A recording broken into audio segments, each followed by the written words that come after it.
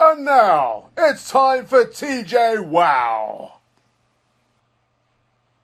Hello everybody and welcome to our webinar today. We are very pleased to be working with you. This is me, I am the Deputy Editor of Training Journal, and I'm here to host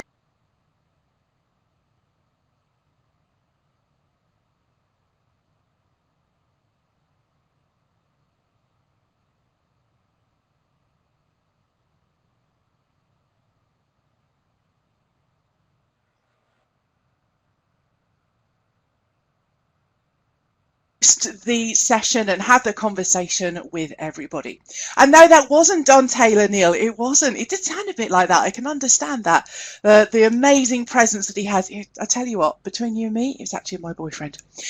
So the reason that we have the format that we do, that we were talking about before the recording started, is I think that conversation is really powerful. And this quote from the late great J. Cross really says it to me, and I'd really like to approach this as I always find the best bits of a conference or a training session.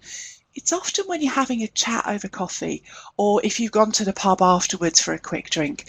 And that's what we are aiming for here, is to have those conversations. So you've got that chat window there on the right hand side.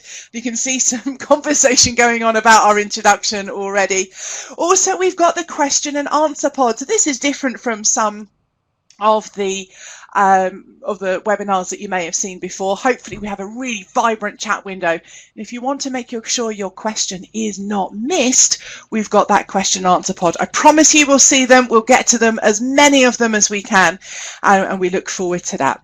We also have a number of you have got your microphones today. Really looking forward to discussing with you.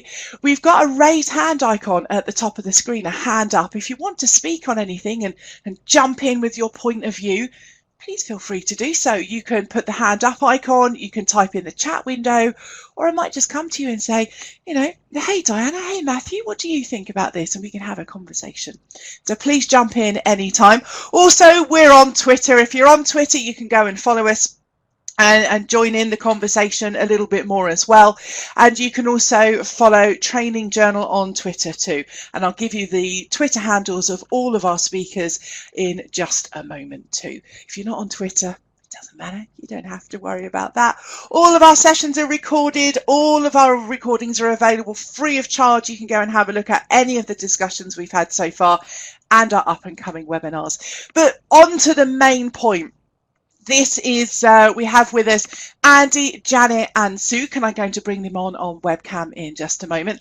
And our question today, I think it's a really interesting question, that kind of how on earth are we going to balance that tension that we have between, we know we need to engage the learner, we have the needs of the practitioner, so maybe the trainer, and also whatever our stakeholders are telling us. That's what we're looking at today. So let's jump into our main section and let's get our webcams on. So you've got my webcam on the screen there. Hello, everybody. Nice to see you. So let's get all of our speakers on webcam too. So they're going to click the start webcam button and then start sharing, so that hopefully what we're able to do is see them all, which would be rather good, she says. Hopefully, fingers crossed. There's Sukh. Thank you, Sukh. Thank you, Andy. And hopefully we will have Janet. Oh, no, Janet. Okay, Janet. Have a look at the very top of the screen over here. You might be able to see a start button. God, we tested this all earlier on. It was perfect. I'm a freelance learning and development consultant. And I work with organisations to support their staff, particularly working with new managers, and also presentation skills. That seems to me my thing. A little bit about what it is that you do. That's it.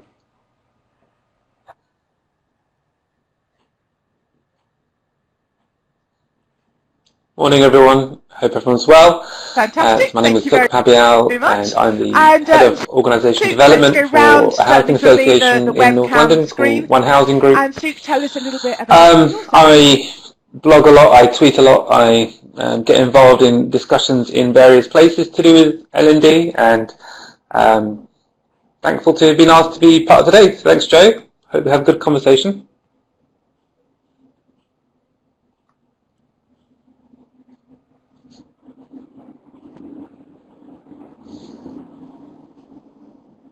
Thanks, Joe, and good morning, everybody. So I'm Andy Holmes, and I head up the engagement practice at an organisation called HR in Flow.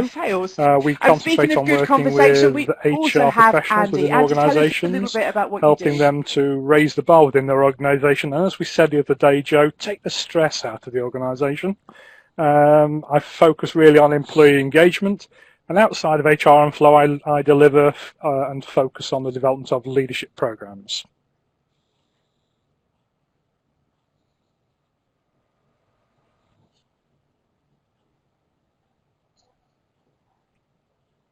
Yeah.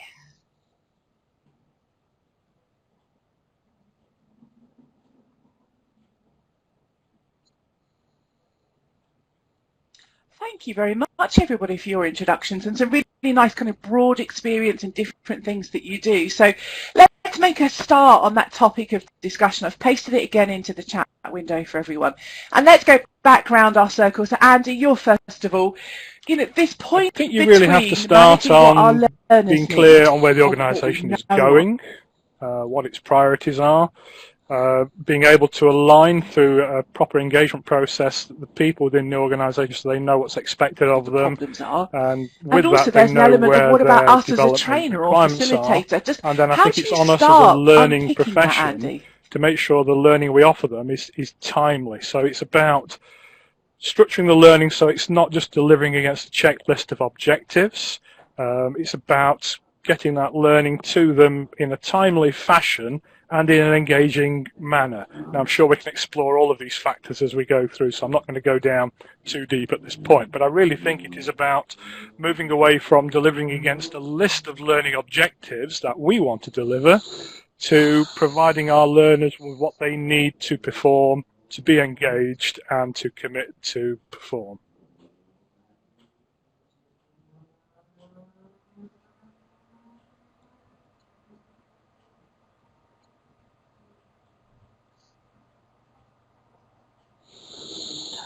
So I agree mostly with what Andy was saying there, really. You know, I think most of us can accept now that modern L&D functions need to be aligned to business goals. I'm not sure you're going to get much disagreement. I think there's a challenge in that, much as I hate it can be difficult sometimes to know Sukh, how do we understand what the business goals are, and how do we translate that into some kind of L&D activity or initiative or whatever it is that we decide it needs to be. And so from that, I think comes Andy's other points around, you know, does that then look like it's a training course? Sometimes it might be. Does that then look like it needs to be other solutions? It might be as well. And I think it raises a lot of questions around how do we make sure then that those different solutions are relevant to the people who need them and that they can engage with them in different ways. And yeah, I think we're going to explore more of this as we go on. So that's just some initial thoughts.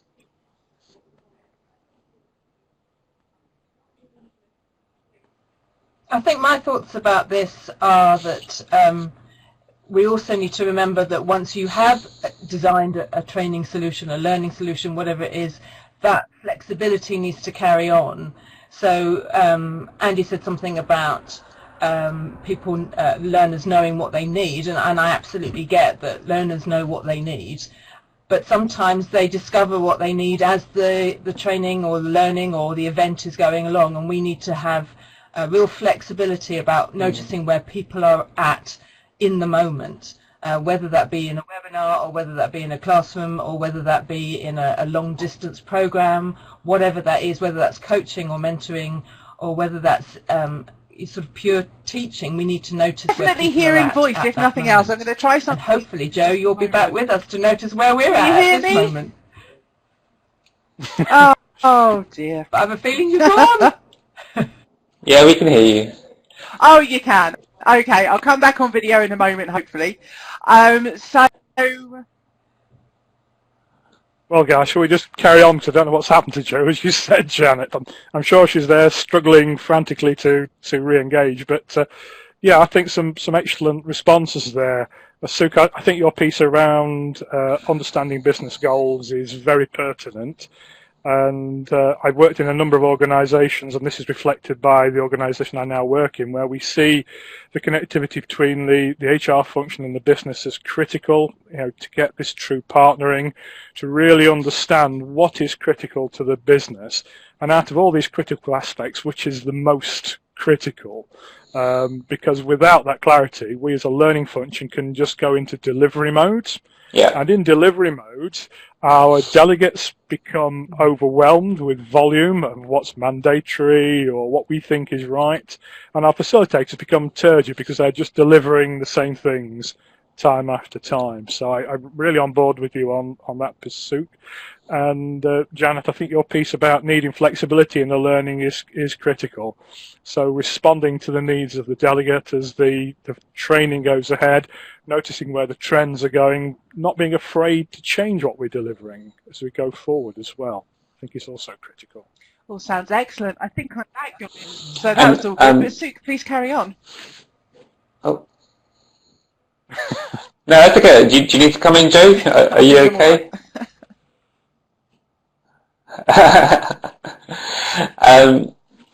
I just want to build on what Andy was saying there about working more in partnership with the HR function. I think there's a fair amount of tension between traditional L&D functions and HR functions as well. And in truth, I've never really understood what that is or why that is. In some cases, it seems to be more about empire building than about actual business partnering in proper ways. And I guess what that actually makes me think, though, is that there's also quite a lot of movement that we need to make in as L&D practitioners there as well, in being able to better understand how do we do the work we do collaboratively better with other business functions as well. Like Andy's saying, it's quite easy to just go off down and deliver what we need to because that's what we've been commissioned to do. Whereas actually, if we partner with other business functions like the comms and marketing team, like HR, like understanding the departments and the business leaders and what they need and what they want, then maybe we'll end up producing and delivering better solutions. And then through that is where I think the engagement can improve because people start to see that there's more relevance because the solutions you're designing are in line with conversations you're having about the business as opposed to discrete things that might need to be done here and there. Mm. Some excellent points there, gentlemen. Thank you. And thank you for covering whilst I've just done a quick restart. Neil Gavin, let's come to you, and I'm going to unmute you and get your thoughts on this because you've got quite a varied experience and great opinions on this kind of topic. What are your thoughts? I support everything that everybody has said. I think the days of just order taking to what may be a catch-all type requirement that doesn't actually dig down into what individuals need to know to be able to do their job better is I think those days are gone. I think there's still a tendency to revert to that, particularly when an internal department is under pressure, or as an external, you're under pressure to deliver to somebody else's brief, to the commissioner's brief. And I think when you start to get into those conversations around actually trying to dig a little deeper and say, well, what really is the issue? What is it that we need to fix here? And it may be a range of individual issues. In a lot of cases, that starts to become a really difficult conversation. So there's some skill in that. There's some skill in getting to that kind of information. And then I think the other point about how you make that relevant and contextualize it within the learning situation for those individual learners, I think is really important as well. So I think there's quite a balance to be arrived at in all that inquiry and then in the delivery. Absolutely. Gosh, so well said, Neil. Thank you so much. And I think that balance, that's that point that is really challenging. I know myself when I've worked either within an organisation or also as a freelance worker, as I do now, it's just like, well, sometimes you don't get to have that conversation. Sometimes you do speak with whoever the stakeholder is, and it's just like, I want this training, this course, which we all know courses and resources and that whole conversation, but that's what I want. Go do that right now. The first time you meet the learners is when they physically or virtually walk into your classroom. Janet, how do you deal with that balance that Neil was talking about there?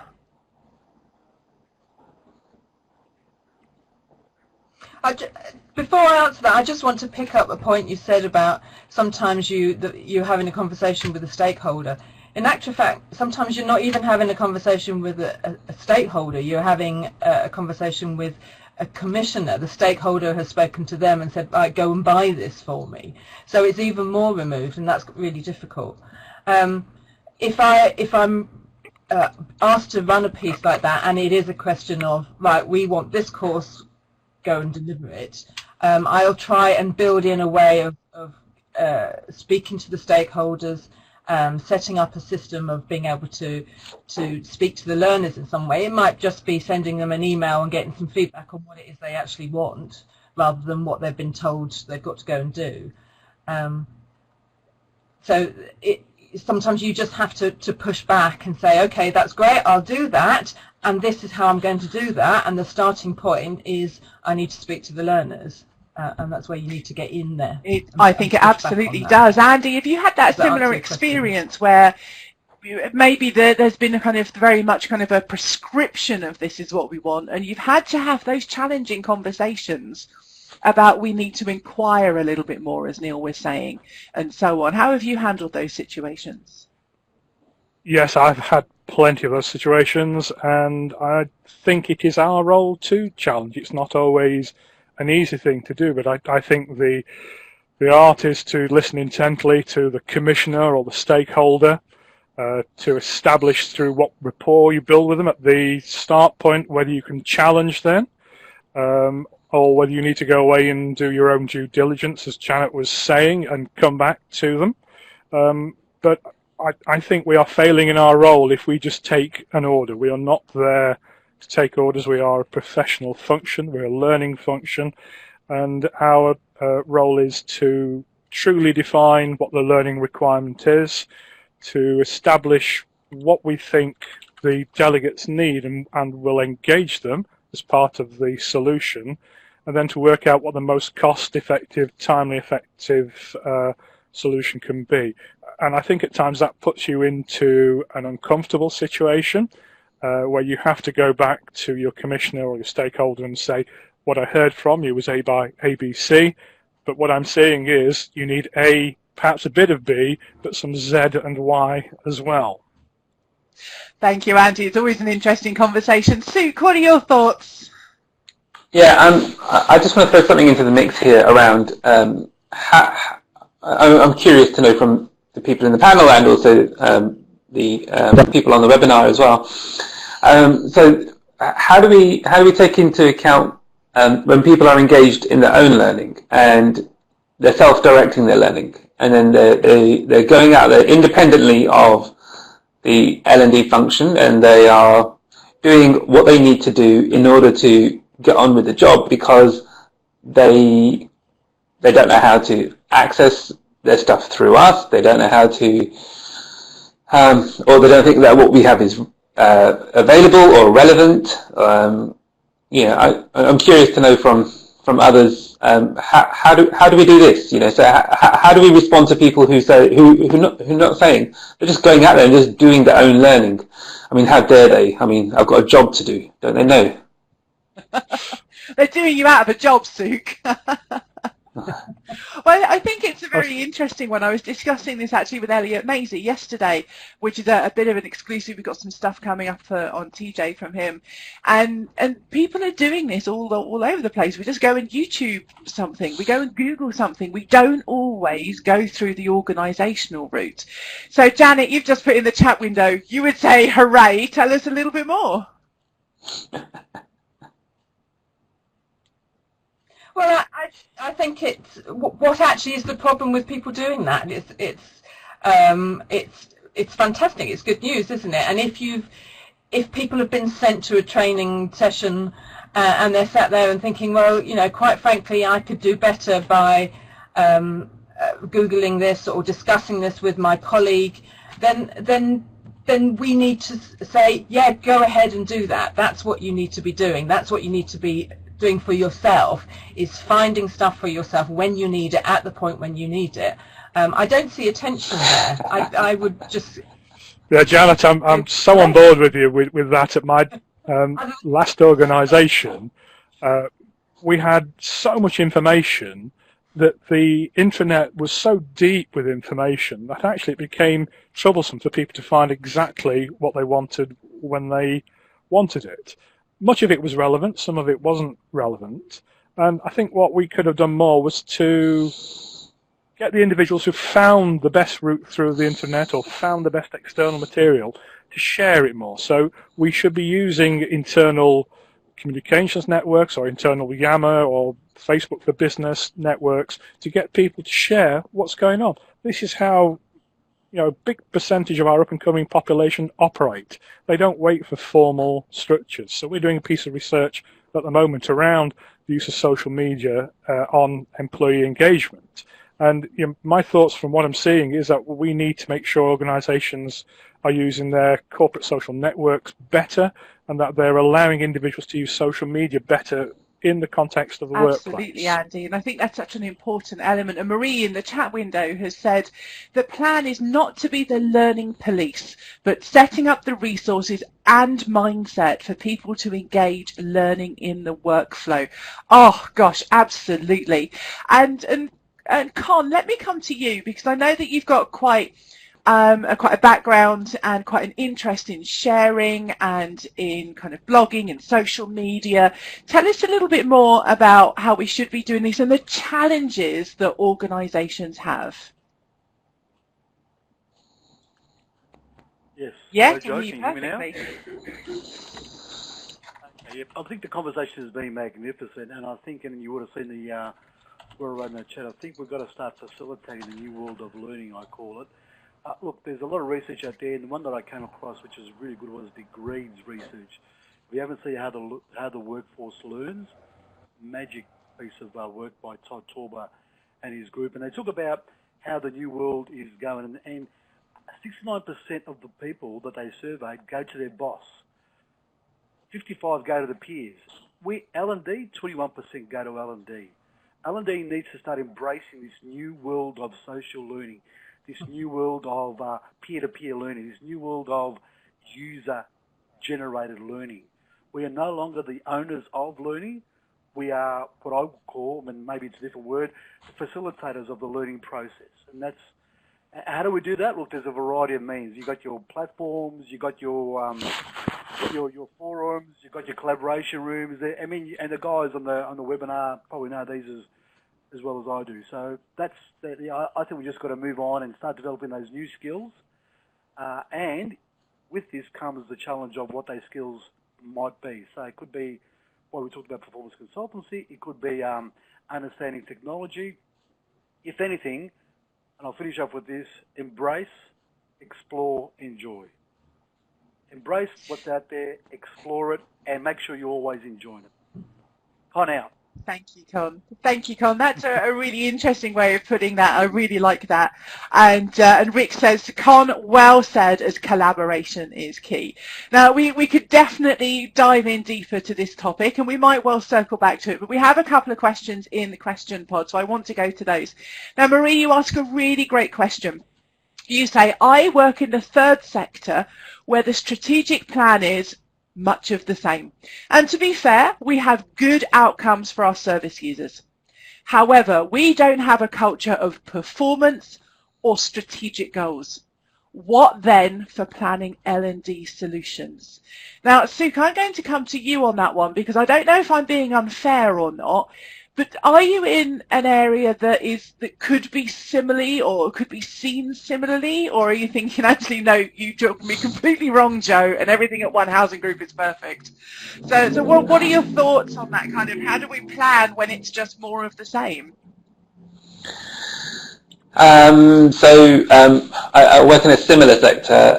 So housing has undergone a lot of change. So we've come from being a public sector organisation to starting to become more commercial in how we operate. Probably couldn't say that we're third sector, and we've got more control over what we can do with things like funds and budgets and stuff, because we're not beholden to where that money comes from and how it has to be used and various things like that. I think part of Marie's question is around how do we move from being this kind of traditional order taker to being a more strategic function. And because I'm on my phone, I can't really interact clearly. Is that right, Marie? Is that what I'm looking at here? Or is that what I'm understanding? That you're trying to think of how can you move to being more of a strategic function? That's certainly kind of how I'm seeing it. I know Marie's typing furiously in the chat window, so we'll get a response from her in a moment. And I think it's kind of, she said also how to accelerate learning to help satisfy the needs of customers in the best possible ways. And she's added, how do you tie into the organisation's strategic goals when they don't exist? Bloody hell. Thanks, Marie. We're all a bit stumped and scratching our heads on this one. But she said sorry. But no, I mean, this is a real challenge. So guys, in that chat window, what are your thoughts, Marie? What would you suggest to Marie? How might you help her?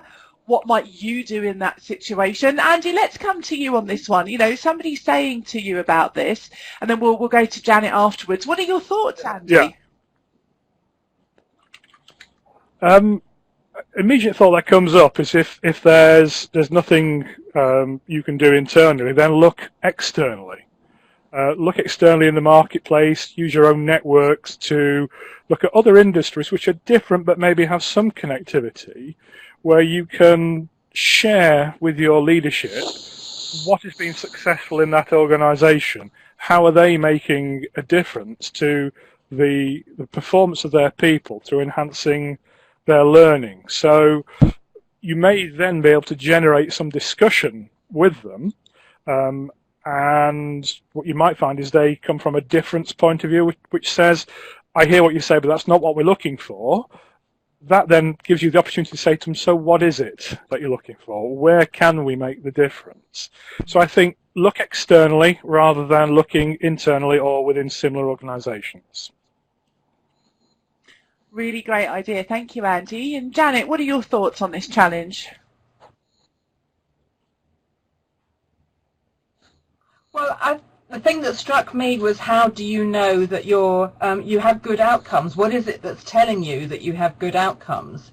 And maybe by delving into that, it gives you a perspective on what is it you're actually measuring, and therefore what's really important, and therefore where should you be putting your effort into helping people get better. If you can get everyone to do what they do 1% better, then that would be exponentially fantastic for the organisation. The other thing that struck me is, in what way is this causing you a problem at the moment? I'd be interested to know what Marie says about that. If what you're doing at the moment is causing you a problem, how do you know it's a problem? Really great points, Janet. Thank you. So we'll leave that to go through the chat windows. There's some really good stuff coming through there.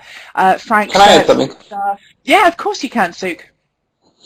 The other thing that comes to mind is that even though there may not be any organizational strategic goals, the senior leaders and the directors, they'll still be working to something.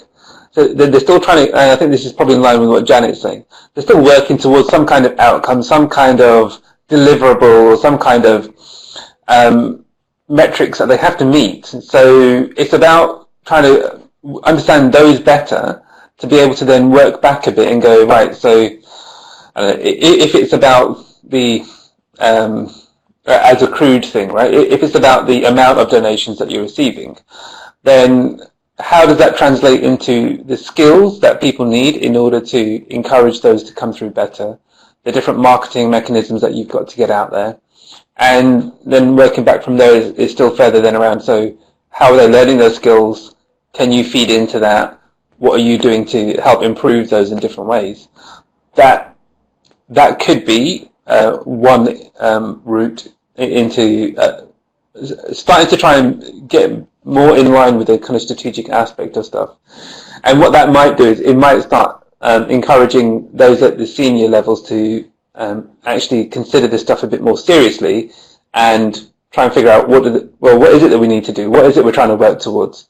Because if you're asking that question, it may be that they've never been asked it or never been prompted for it. And so you could be a catalyst for this in some way as well.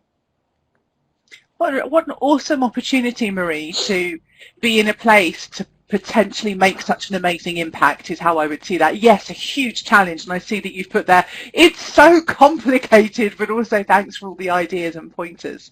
And I think a really good point there is about that Sukh had made, and also Con was saying, very similar in the chat window as well, so great minds think alike, gentlemen, about, you must have maybe managers or units or departments that have their own ideas of what they need to achieve, and that's got to roll up somewhere. And there's always a thing that you've got to do. It's sell more, it's reduce costs, it's less people falling off ladders, it's whatever it is. So it's about finding that, and you'll find it if you look for it, Marie. And one last thing I'll share with you, Marie, is something called action mapping. It's a bit more detailed than the question you're asking, but it goes back to or performance consulting is another way of putting it. Another method you can use, and it's all about basically how do you ask the organisation what the ideas are for training before you get into the nitty-gritty. So I'll leave you to go and Google those if you haven't heard of them at all. What great conversation, and Marie is looking very grateful there, so our pleasure, Marie. That's what this conversation is all about. Now, in the question panel, Frank has asked a great question. Frank always asks great questions and makes great comments on our webinar, so thank you so much, Frank. Frank says, in the discussion starting point, the organisation's needs is mentioned. What role do needs of customers play to fuel learning? In this regard, how can we help accelerate learning to help satisfy the needs of customers in the best possible ways?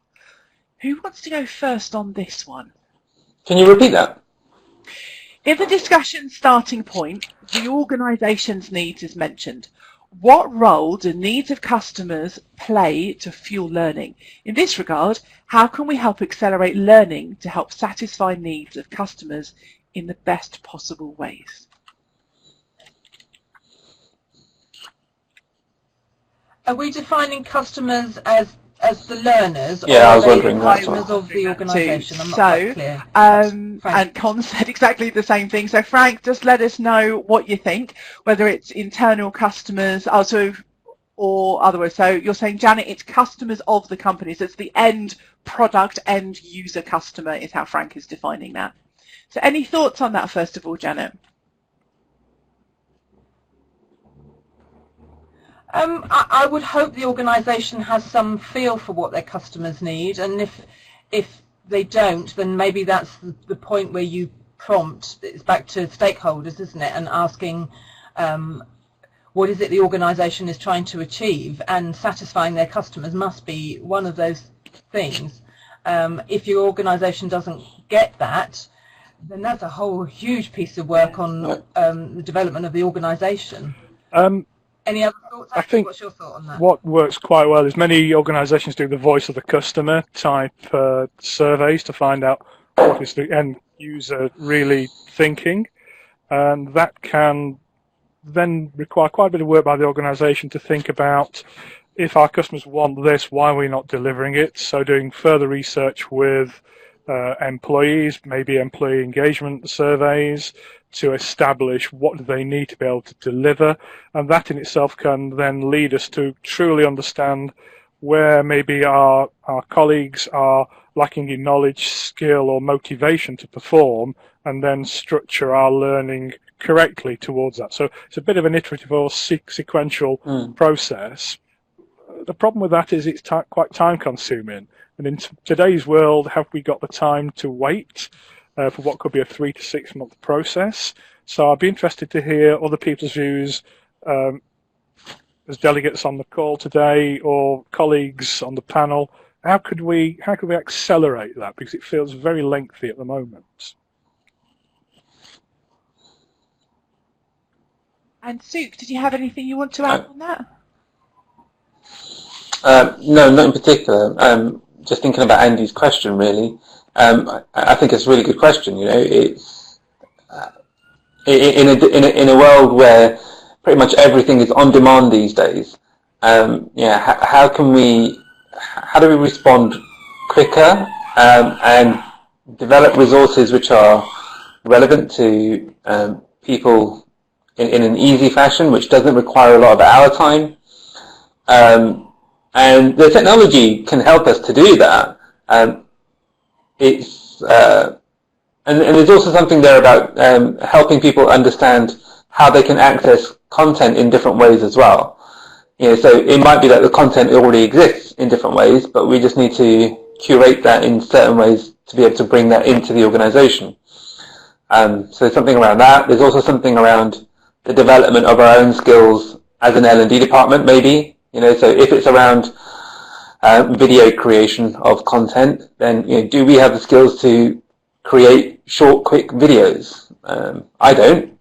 I can do it on my phone because it has the facility to do it, but I don't know how to do it in order to produce learning content because that's a slightly different purpose. And so there's some things there, right? Just some initial musings and thoughts, really.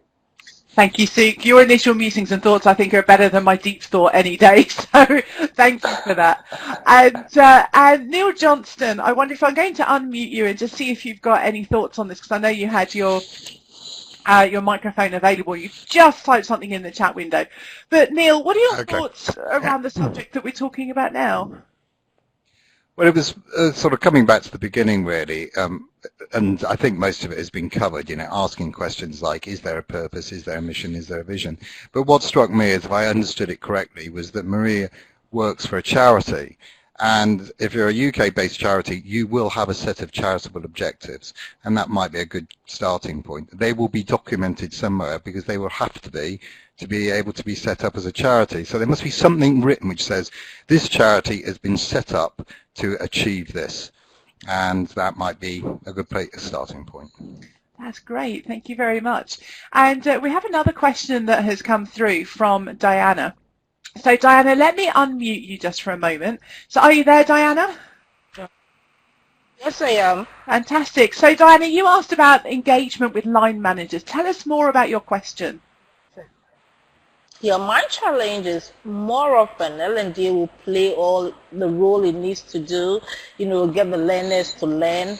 But at the end of the day, you're not able to verify whether the outcomes of the learning are achieved, because line managers do not bother to, verify whether what they send their people out to learn, that competence has been gained or not. So how do you engage these reluctant line managers who feel they are too busy to bother about that aspect of learning? Oh, Diana, thank you. What a great question. Our line managers are too busy to check on or involve themselves in the learner's progression. Janet, what are your thoughts on that? How would you approach that?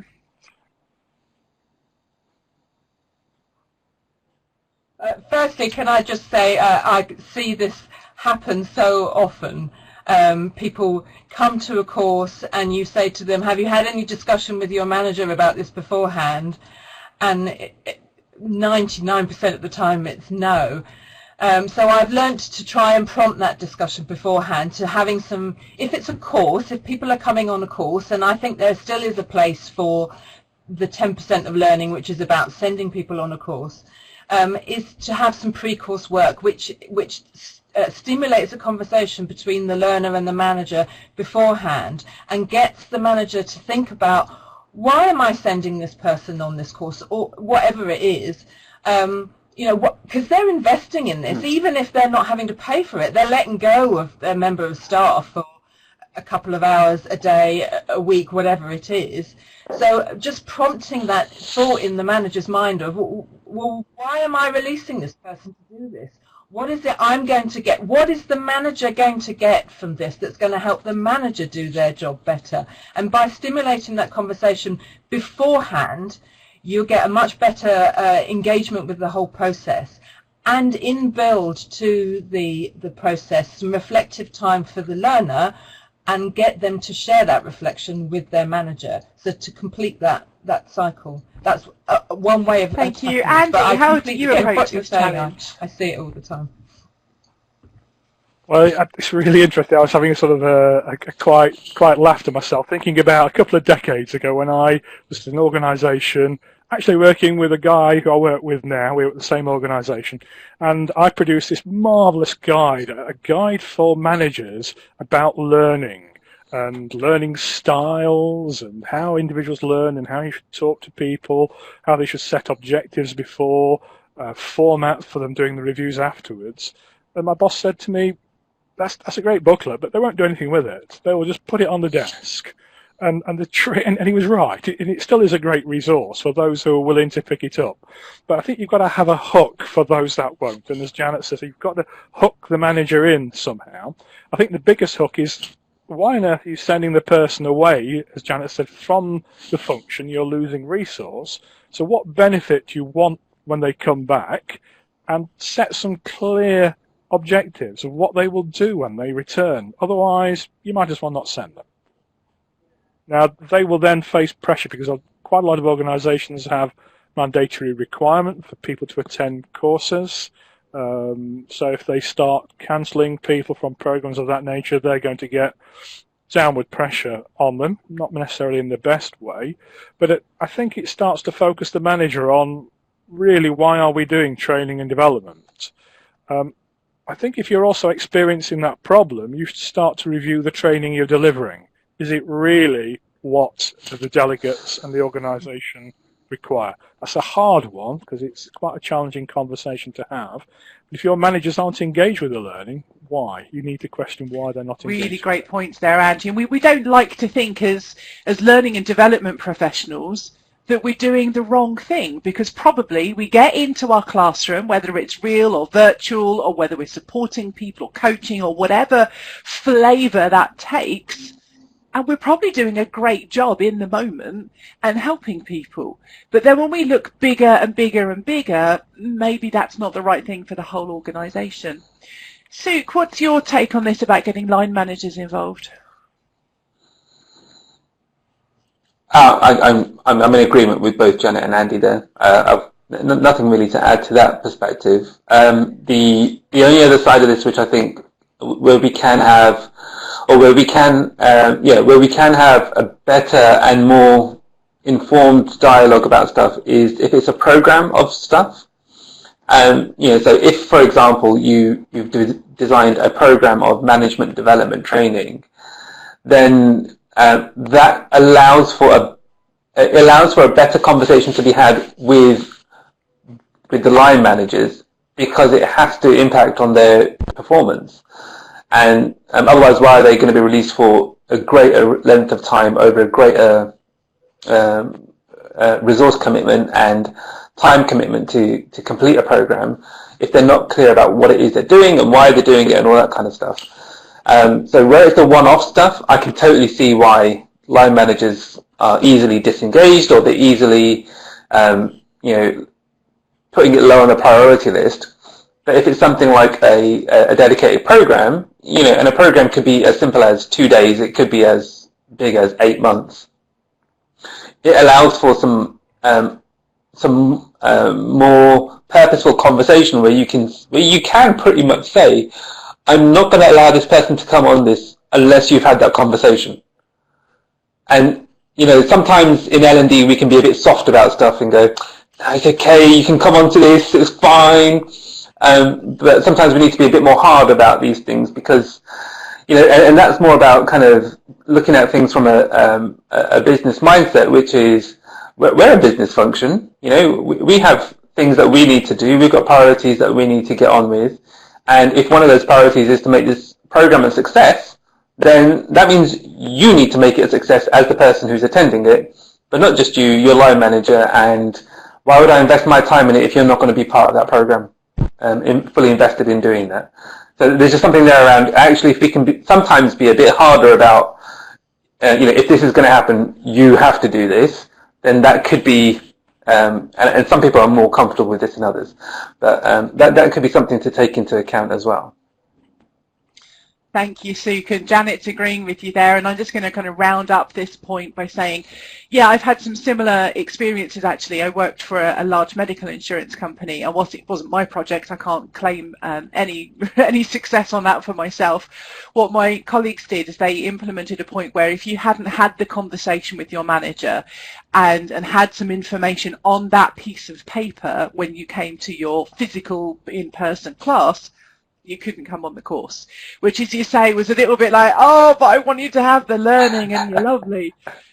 But, it really kind of, I hate to say forced that conversation, but it did. But it was kind of being mean to be good. We were doing it in a nice way, hopefully, for a good result. Okay, guys. Gosh, I cannot believe our time disappears so quickly. We're going to move off of the webcams now. So, Janet, Andy, and Sukh, thank you so much for coming on the webcams. Thank you. It's not necessarily fun looking at yourself for all of that time. And Sukh, I know that you need to rush off to your next meeting, so I'm going to say an advanced thank you so much for your time. Everybody else, what we're going to do... Thank you. Oh, what has just happened to my slide? That is not what is supposed to happen. This is always good when you're doing things live, isn't it? Here we go. Let me try and get this back again. What we are going to try and do, guys, is do a little bit of reflection and think about what you're going to take away from today. So on screen, you should have, hopefully, your text tools and switch those on. So please go and have a play with what we call the T text tool. So it's on the very left of your screen. It should be over on the left-hand side. If you grab that T, if you click on the screen, you should be able to type your name, click away, and it's okay again. So do let me know if you can. It's looking like all the right bits are switched on. But we'll see if any of you managed to do it. Ah, Frank, you've got it. Con, you've got it. Thank you. Thank you, Sukh. Sukh says, bye, everyone. Thanks for the chat and looking forward to onward discussion. And Sukh's available on Twitter.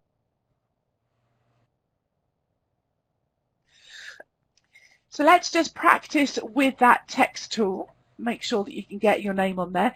If you're right on top of someone, it's no problem at all. One of the nice things we've got with the tool is a little arrow that we can use, and we can pick up our writing and move it elsewhere if we want to. Now, we do have the chat window that we can use as a backup, so please don't worry. But please make sure you've got your name on here, because it's really nice to understand what it is that you are going to take away from this. So it looks like most of us have got this okay, and we are going to go into the question, which is, what's your action point from today? We've discussed an awful lot, and there's been great stuff in those chat windows. Oh, Neil, it's frozen out. Oh, no. Neil, you can use the chat window instead. So use the text tool, guys. You don't have to put your name on here. You can be anonymous. What is something you're taking away from today? And Andy and Janet, if you want to contribute to this as well, you are more than welcome. What's something where you think, yeah, I've learned this today, or I've relearned this, and this is what I'm going to do with it. Maybe this afternoon or this evening, maybe tomorrow or next week. What are your thoughts? So use that T text tool. Just click on the screen and type your ideas. And if that's not working, you can use the chat window.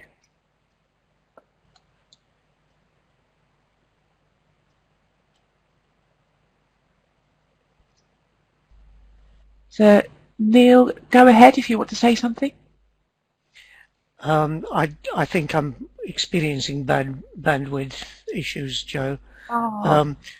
So I just wanted to say thanks to everybody. I thought it was a great chat. Got a lot out of that. I love the whole idea of engaging the managers. I recognize that they're probably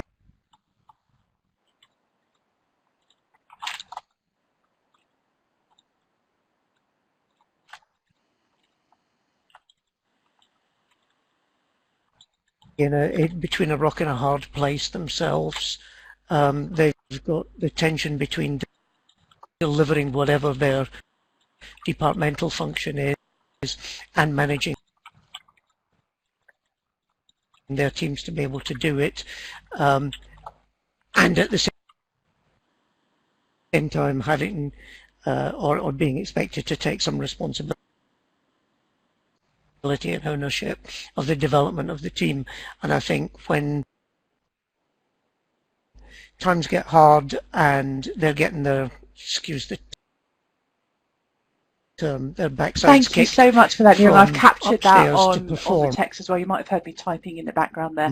So as you were speaking, I've captured that. So even if you can't see it, Neil, don't worry. I'll be sharing it on the Training Journal website afterwards. It tends to fall by the wayside. Okay. So I do have a degree of sympathy for your contribution, Neil.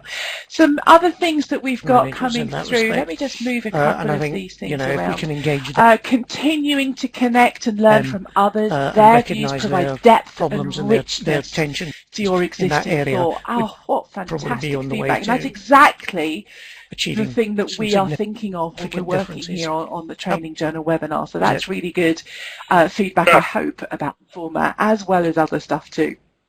Andy, did you want to say something there? Yeah, just to say that's me as a presenter. So presenters don't know everything. It's just as important as a presenter to listen to others and to learn, because I got just as much out of today as the people who weren't on the panel did. Thank you. Thanks, everyone. Andy, that's absolutely brilliant. Thank you so much for sharing that. And that's one of the important things, actually, is, when I sort of chat with our presenters and they say to me, what do I need to prepare? What are we talking about? And the point is, well, actually, nothing. The conversation is going to go wherever you guys want it to go. So we literally don't prepare anything, any questions, other than that kind of very first starting point. So thank you very much for that, Andy. Diana has just shared in the chat window, great learning experience, and will try harder to engage line managers in learning conversation. And Neil Johnston, go ahead. Yeah, I'm sorry, I typed a load of stuff and then managed to delete it. Now, it just struck me today that a lot of the things we were talking about, I was doing, not just me, but other trainers as well. We were doing 10 years ago. 10 years ago, I was running management development programs where there was always some big launch event. Line managers were trained in how to have conversations before people came along, pre-work, people attended, they did consolidate, etc., etc., etc. And I find it, as a provider of training now, quite challenging when I'm talking to clients to get them to commission that type of a learning intervention. And I'm not sure, sometimes it's because people just say our managers don't have the time, or our people don't have the time to attend a one-day training program, or it's issues of just plain cost. We haven't got the money to do that. And sometimes there's an element of, well, we don't do learning like that anymore. We do it online, so we don't need all of that work done in advance. We're just going to put it online and let people access it as and when they need it. So I think for me, the action is just to think about this in a bit more detail, talk to a few of my clients and find out, we all know what good practice is. We all know what makes learning effective. So why so often does it not happen? Such a great point there, Neil. Thank you so much for that. And I think it's really interesting to look at, well, why aren't these things happening? And Frank's put a question in earlier on. I'm just going to paste that back in because we didn't get to address it, Frank, and I apologise about that.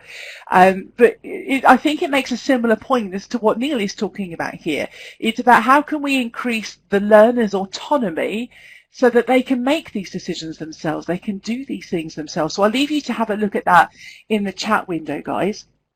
So Con is saying, Laura, I'm thinking you're talking about Laura Overton here, Con, talks about make it happen, but we're still dragging the chain, I think. And I know Con has said this a few times in different ways, that he sees that sometimes we're a bit kind of behind the scenes, and we've been talking about these things for years and not much has changed. I think it depends upon your point of view, where you're standing in the industry and who you're talking to, but there's certainly kind of that opinion, absolutely.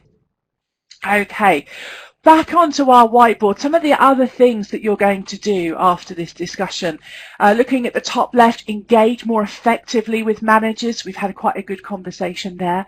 The importance of sharing and working together. So you can look at that in terms of conversation we've had today, but also about kind of the importance of taking that back into your organization.